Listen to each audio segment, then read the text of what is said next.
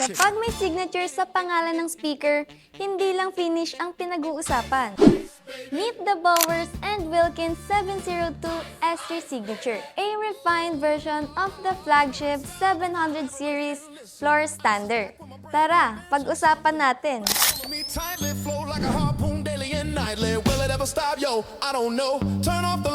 At its core, the 702 S3 signature is a three-way floor standing speaker. You have a dedicated tweeter for the highs, a dedicated midrange for vocals and instruments, the three bass drivers handling the lower frequencies. So, instead of asking one driver to do too much, bawat section has a more focused job. And that's important for a speaker designed to deliver scale, detail, and separation in a serious stereo system. On top, you have Bowers and Wilkins 25mm decoupled carbon dome tweeter inside their solid body, tweeter on top housing. Instead of putting the tweeter directly inside the main cabinet, naka-separate siya sa taas. This helps isolate the tweeter from vibration from the larger drivers inside the enclosure. And for the signature version, the Bowers and Wilkins also uses a more open tweeter gill mesh technology developed for their 800 series signature models.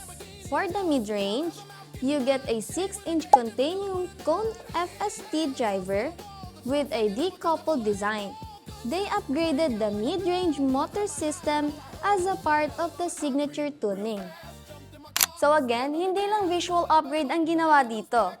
May changes din talaga sa acoustic design inside the speaker. Then down below, you have 3 6.5-inch Aerofoil profile bass driver.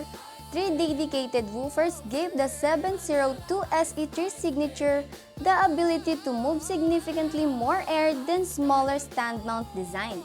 And that's what it's give a floor stander like this, its sense of scale, weight, and authority.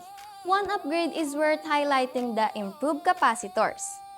The crossover is responsible for dividing the signals between the tweeter, mid-range, and bass driver. And that's what really makes the Bowers and Wilkins 702 S3 signature special. And if you want to hear those refinements, come experience the Bowers and Wilkins 702 S3 signature here at Nicely Done. Don't forget to like, share, and subscribe for more videos.